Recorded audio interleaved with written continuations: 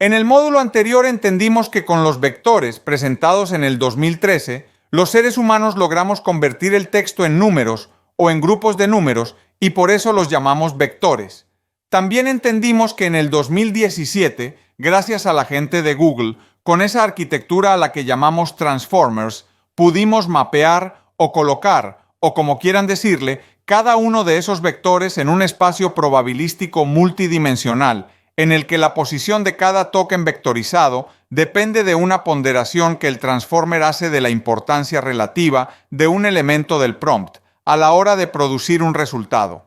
En esta imagen, DALL-E 3 se imaginó, porque por supuesto que esto es solo para que nos hagamos una idea mental del asunto, una tabla de probabilidades de muchas dimensiones en un LLM. Podrá ser casualidad, pero pillen que los nódulos, que serían como los tokens vectorizados, de colores similares, tienden a ubicarse cerca unos de otros. Como les dije, esto puede ser solo una casualidad, pero ya son muchas las casualidades que me sorprenden en este recorrido por el mundo de la IA.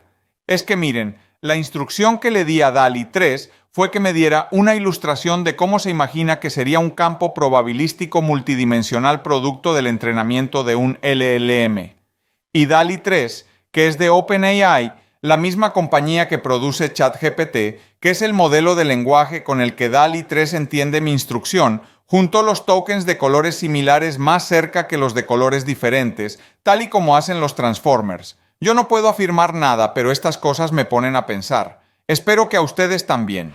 Recuerden que a esa capacidad de ponderar la importancia relativa de cada token la llamamos self-attention, que es en últimas el mecanismo que se usa en el entrenamiento de modelos tipo Transformer como ChatGPT, para que éste sea capaz de predecir qué token tiene la mayor probabilidad de seguir al final de una secuencia cualquiera de tokens. Es decir, en el módulo 6 entendimos, no sin pecar un poco de simplistas, la forma como un LLM es capaz, a partir de modelos probabilísticos, de predecir cuál token debería ser el siguiente. Se me ocurrió una idea a partir de un artículo que Jacob Ferus publicó en Medium el 5 de octubre de 2023, en el cual sugería una forma de crear animaciones en ChatGPT usando código HTML y Java.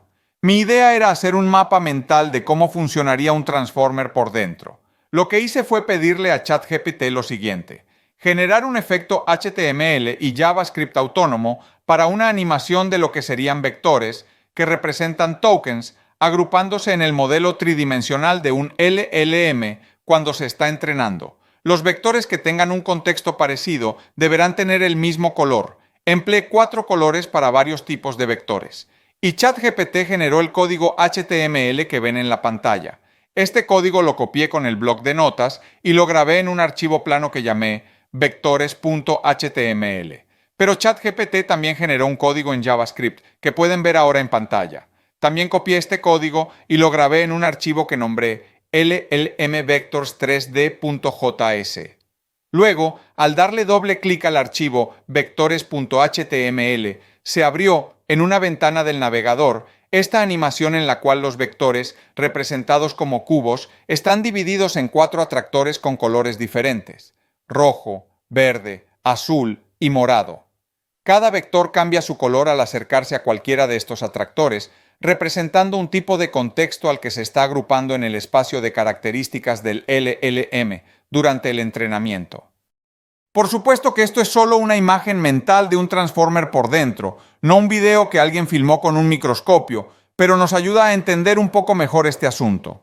Lo que logramos con los Transformers de Google fue mapear cada uno de los vectores provenientes de cada token en un espacio probabilístico multidimensional, en el que, como ya lo habíamos dicho, la posición de cada token vectorizado depende de una ponderación que el transformer hace de la importancia relativa de un elemento del prompt a la hora de producir un resultado.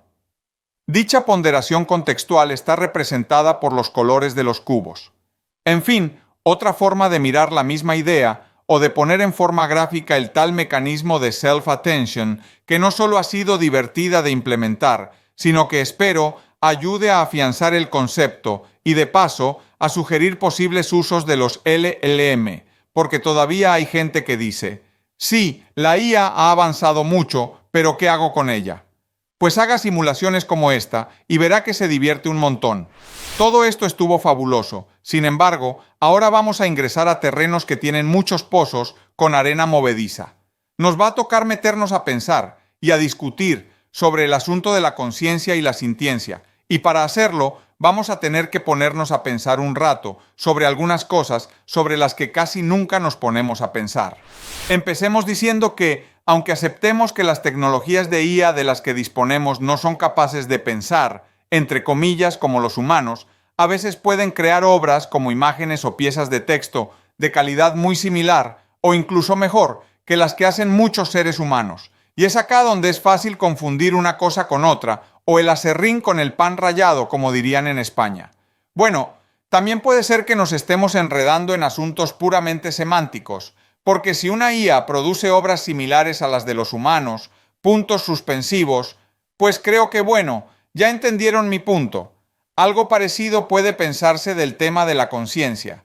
Si una IA no tiene conciencia, pero se comporta como si la tuviera, pues ¿qué tan distinto es eso al fin de cuentas? Dicho de otra manera, si habla como un humano, incluso mejor que muchos, parece razonar como un humano, de hecho, mejor que la mayoría, ¿no será que es un humano?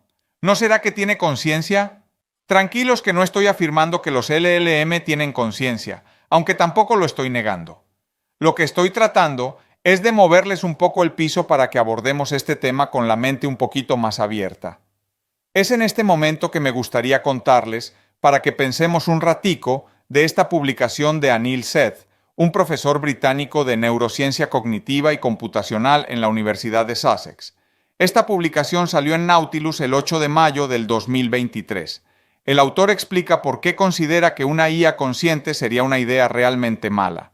Como ven en el subtítulo de la publicación, Seth dice que nuestras mentes no han evolucionado para tratar con máquinas que creemos que tienen conciencia, la tengan o no, agrego yo. Me parece importante entender que la sola perspectiva de la conciencia artificial plantea retos éticos, sociales y de seguridad que van mucho más allá de los que ya plantea la IA sola. Y lo que es más importante, algunos de estos retos surgen incluso cuando los sistemas de IA simplemente parecen ser conscientes, aunque bajo el capó no sean más que algoritmos zumbando en el olvido subjetivo. Mejor dicho, lo que Anil Seth plantea es que el hecho de que las IA solo parezcan tener conciencia es todo un problema. Ni hablar si de verdad fueran conscientes o tuvieran algo de conciencia o una forma simplemente diferente de conciencia.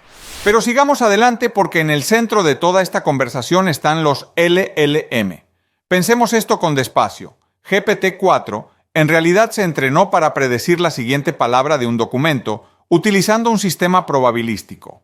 Así lo vimos en la animación publicada en The Economist.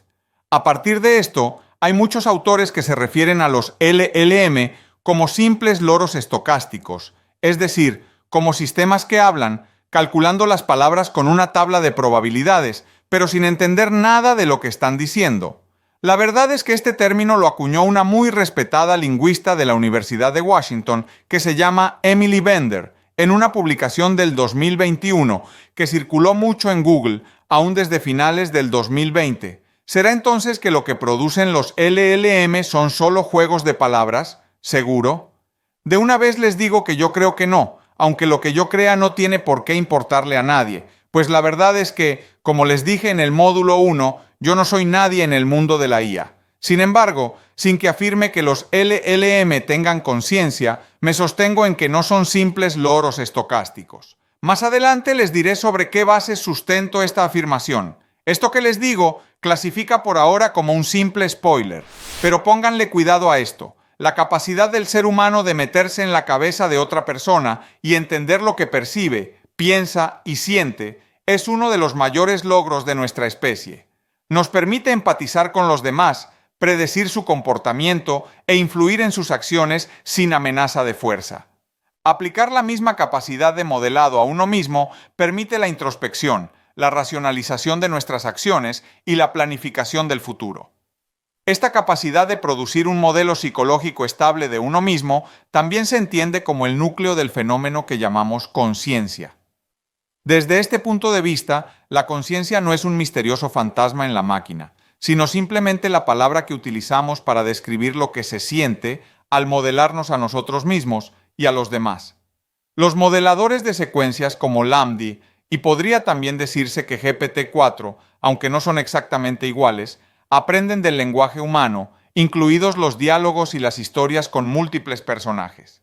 Como la interacción social requiere que nos modelemos unos a otros, predecir y producir eficazmente el diálogo humano, obliga a Lambda y a GPT-4 a aprender a modelar a las personas, como demuestra la historia de Ramesh, Mateo y Lucy, de la famosa conversación con Lambda, de la que ya hablaremos con más detalle. Por ahora les adelanto que Blake Lemoine, ingeniero que trabajaba en Google, afirmó, a partir de un intercambio que tuvo con Lambda, que esa IA estaba viva, o al menos que tenía conciencia y sintiencia.